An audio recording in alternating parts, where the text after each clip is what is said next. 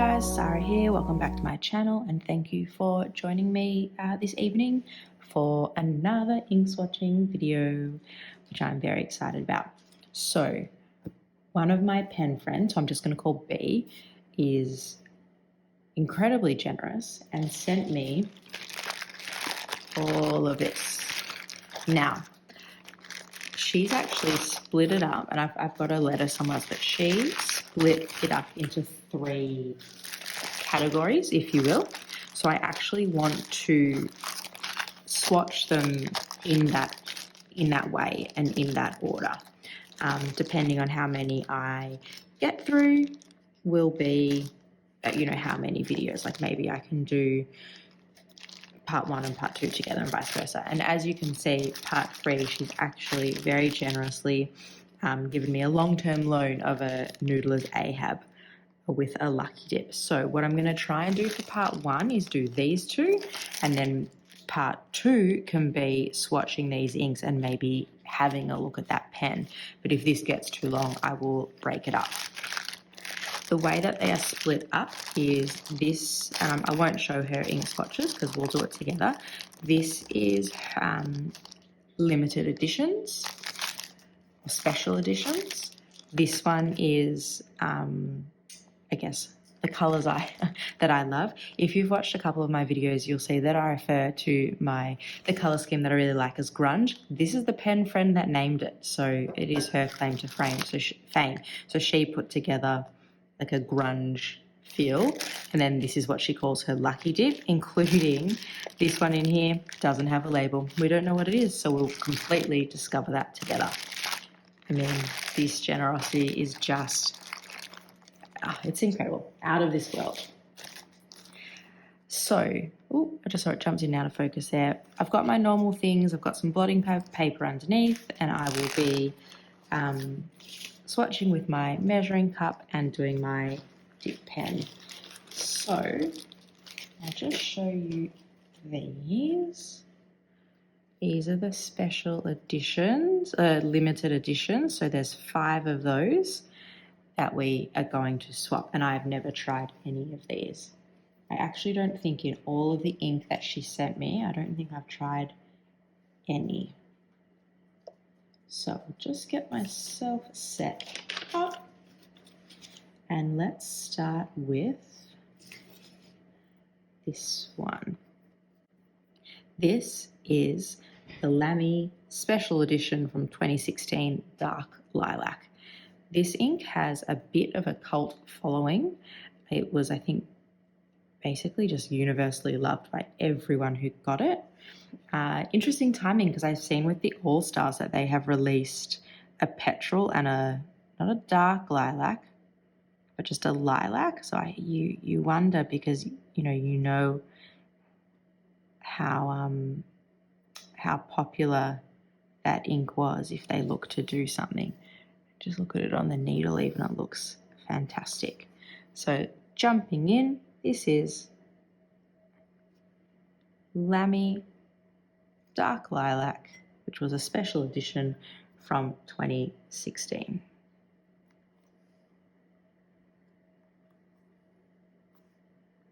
Pen's going to get in the way there.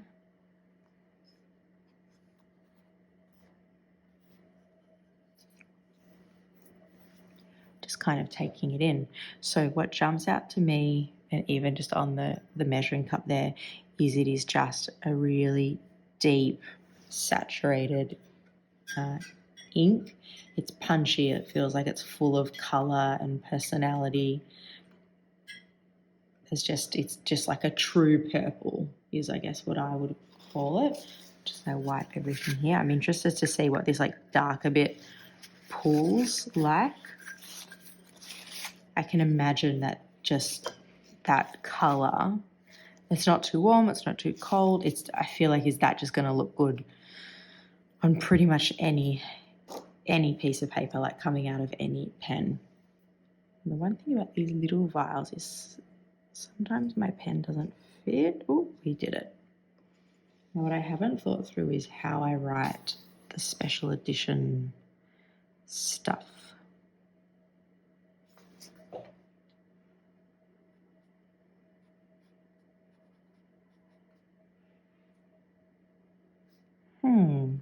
want to do it. I'll do like this.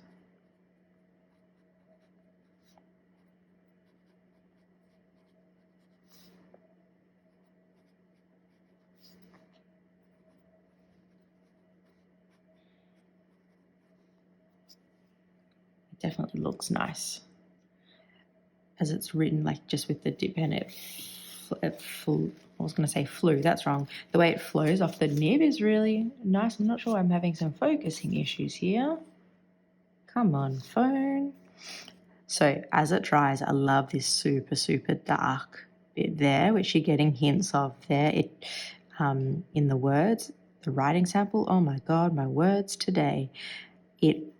What I was saying before I got distracted is the way it flows off the nib felt really nice. It felt, I guess, on the wetter side versus sometimes it can feel a bit dry coming off here. Where it's pooling there just looks really, really gorgeous. So that is Hemi Dark Lilac. And hopefully I will get a bit more put together with my words as we go on. Alrighty. Next up is this one. So this is Pelikan Edelstein Smoky Quartz, which was the ink of the year in 2017.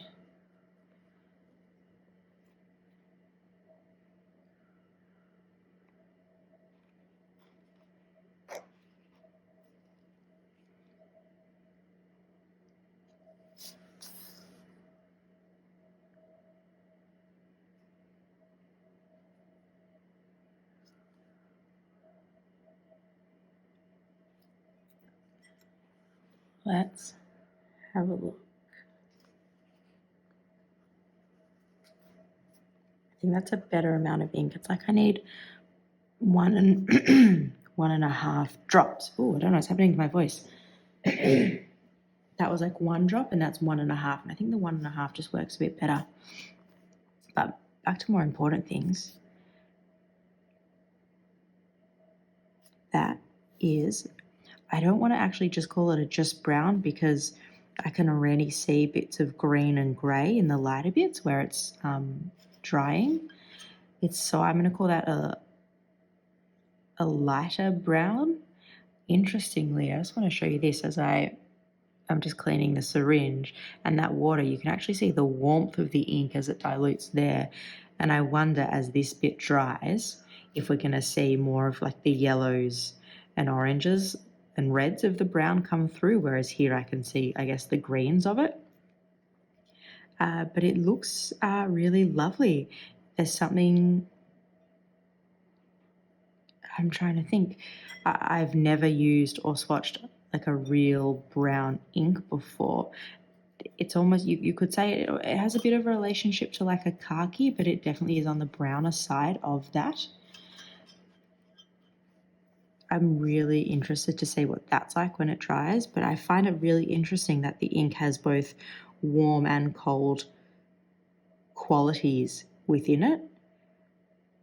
I'm interested to see how it writes with this, if it ends up being a bit lighter or darker. Let's just dip my pen in there. Sorry, I just need to tip that, so it's taking me a little bit longer.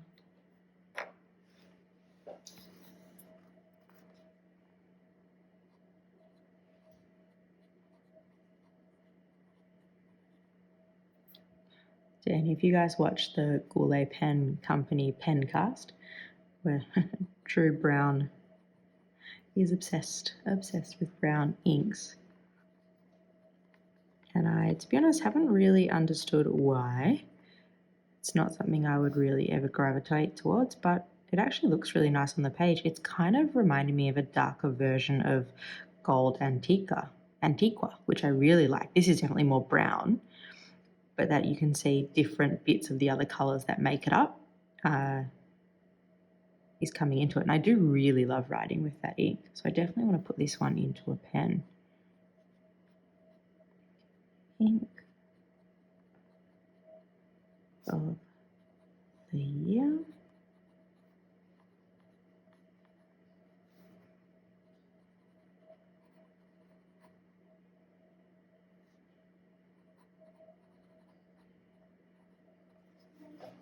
There you go. Well, 2 down and loving it all so far, which is a great way to start. I don't actually think I've ever started a swatching video or swatched an ink and like pulled the cup or the paintbrush or whatever up and just gone, oh my God, I hate it. I haven't had that reaction yet. I definitely have inks that I like more than others, but I haven't had like an adverse, oh my God, I can't stand that type of feeling. I wonder what it would have to be. Let me know if you have. Is there something that you've thought it's going to be one thing and you do that swatch, you put your paintbrush down on the paper and disappointment? I would like to know what it is. And then did you persevere? Did you try and then use it? Or you're like, no, this is going in the giveaway pile. Next up, this is a Pilot Iroshizuku ink, and I'm going to try with the pronunciation here. This is Pilot Iroshizuku Shimbashi Iro or Shimbashi Iro. This was a Tokyo limited edition ink. And I don't know if you can see through the vial, but it is a blue. I've got Konpeki on my hands. It kind of looks similar to that.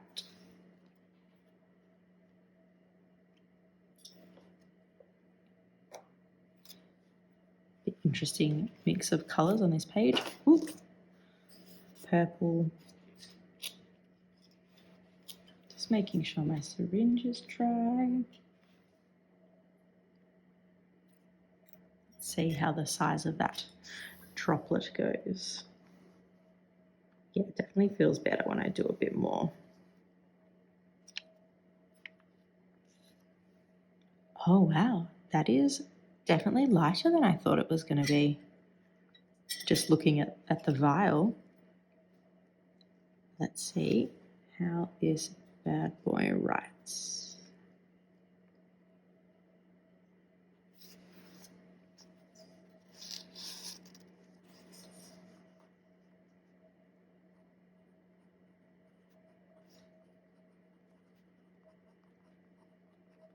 Pilot Iroshizuku, Tokyo.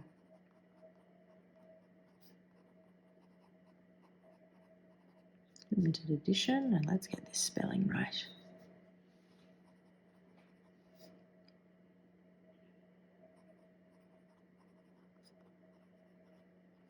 So I didn't really actually chat through what I think of it.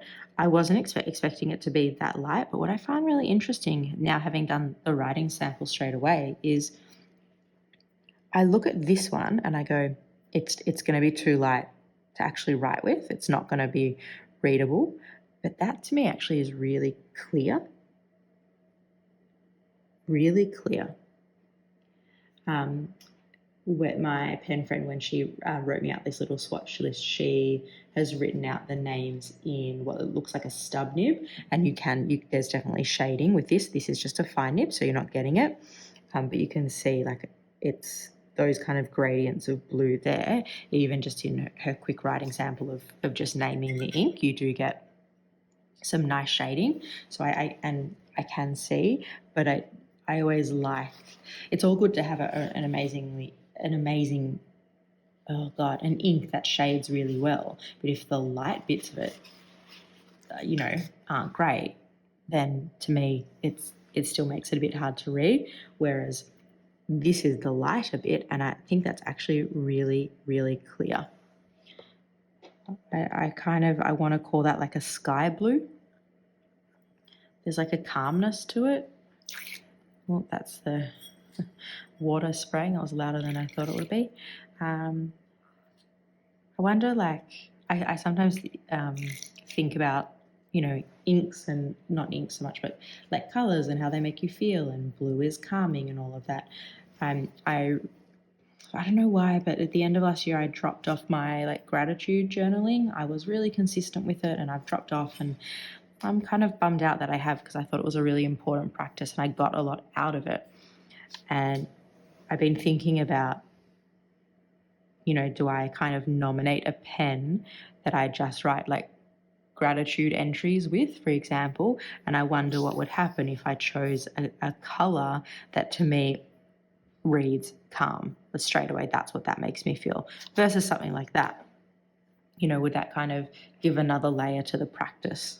I haven't, it's not a fully formed thought. I would love to know what you guys think, or how you guys, practice gratitude. I try and do, I've forgotten his name. I'll try and put it in the description, the 2-minute practice, which I heard about on an Ologies podcast, where you do something. Today I'm going to let go of, today I'm grateful for, and today I will focus on.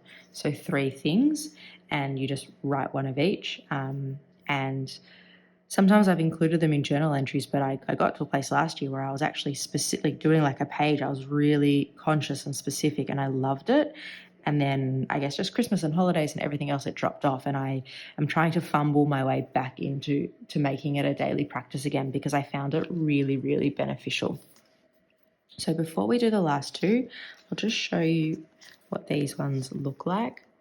That is the Lamy Dark Lilac, the Pelican Smoky Quartz, and looking through the phone, it reads greener through the phone than on the page. On the page, it definitely looks like a truer brown, but I'll try and take some photos of it and put it up on my Instagram just to see if I can get the brown to read a bit more. And then Pilot Iroshizuku Shimbashi Iro, which I can't believe I'm saying this, is really beautiful. I don't think I've ever said that about a light blue ink, but I'm quite drawn to that. There's something really nice about it. Okay, let's jump on to the last 2. As my voice, I think I just have a croaky voice. I have made myself a cup of decaf tea. I don't know if it's completely placebo, but I think the warmth helps maybe. So this is an Athena ink. It's sepia, and this is only available from a stationery or pen shop in Tokyo called Maruzen. So it'll be interesting to see, how brown, I guess it is, compared to that smoky quartz just there. I actually really enjoy swatching similar colors like in one page, because it makes you realize how many variations there can be just in one brown or blue. I really, really like it. I actually have some that I want to plan a little bit and actually purposefully do like a greens or a blues, or what I've done a blues, but whatever it would be. I really would like to do a few of those videos. So if you have a color that you're really wanting to have explored, let me know. Now I'm getting distracted. That is definitely brown.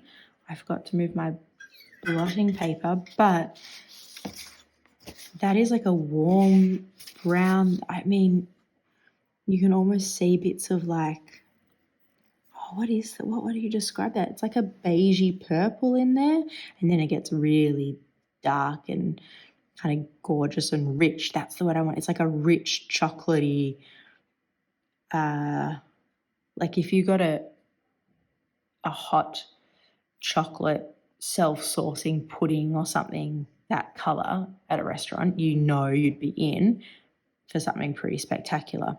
But I actually really love, as it gets lighter, these pinky, beigey, creamy kind of colors in there. Let's go to the dip pen, because I think that's going to be really beautiful. What was I saying? If there's a color that you'd love to kind of see be explored in a little bit more detail, definitely let me know, because I'm up for suggestions. I've been thinking about doing pinks.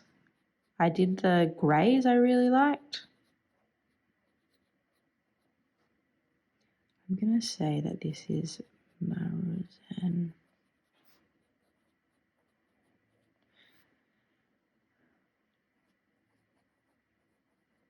when I say pinks, even just like really focusing in on a couple that are quite similar. Like I have 3, I think, Robert Osters that are quite similar, or, you know, they could be quite similar, being Australis Rose, Plum Nut, and I've forgotten the name of the other one. But I would love to see a page of inks in the same family, but a really narrow parameters, and what jumps out as different, what jumps out as similar. I just think it'd be a cool exercise. So that is my plan. But yeah, it's enough rambling about that. If there's a color or a semi-color or a version of a color, like a blur color or whatever, that you want to see, definitely let me know. I love that. And this is like when I was doing the Aussie ink swap, I've never added a brown to Tarte because I just don't think I'm drawn to it. But that to me is really, really beautiful. I love that. And I think that in a nib that has a bit more, maybe could do some nice shading. But I actually like the darkness of it. I think that's a really beautiful ink. Okay, last but not least is another Pilot Iroshizuku. So this is a Pilot Iroshizuku Fukagawa Nezu Tokyo Limited Edition from around 2017, we think. And this, it's actually, you can't really see in the vial, but it is a grey ink.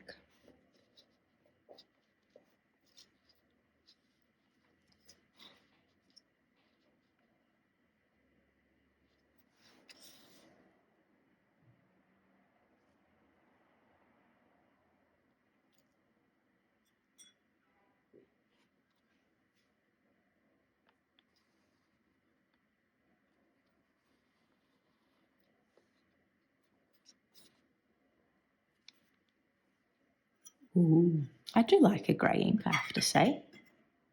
I am on the hunt, I think I said in my other video, for like the perfect grey. But I think there's something really nice about grey inks. For me, it's almost like a concrete grey, like when you, like a polished concrete, like you get in like an Apple store, that kind of, yeah, polished is the word I want to use. It's light, but it's not diluted, I don't think. For me, does it go warm or cold? It's kind of hard to tell. It's almost in the middle for me. It's not overly jumping to one or the other in terms of how I read it. As always, intrigued to see how that darker bit pulls. I think the pulling almost pulls a bit colder. Let's see how it writes.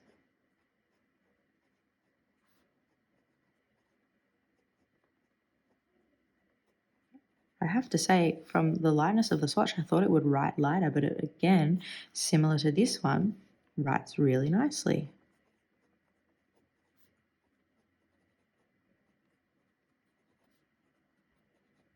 Just going to go back into my little vial.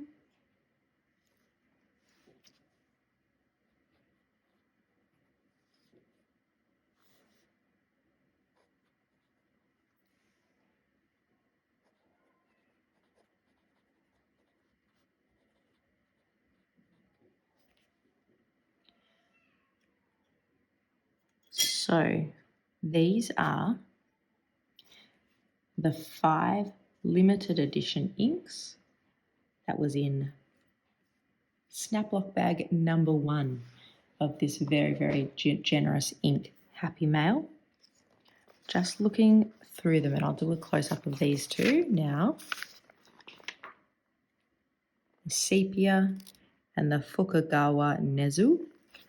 I think if you would have asked me at the beginning which one did I think I was going to like the most, I would have chosen the Lamy and the grey. Like, those are my kind of more comfortable colours.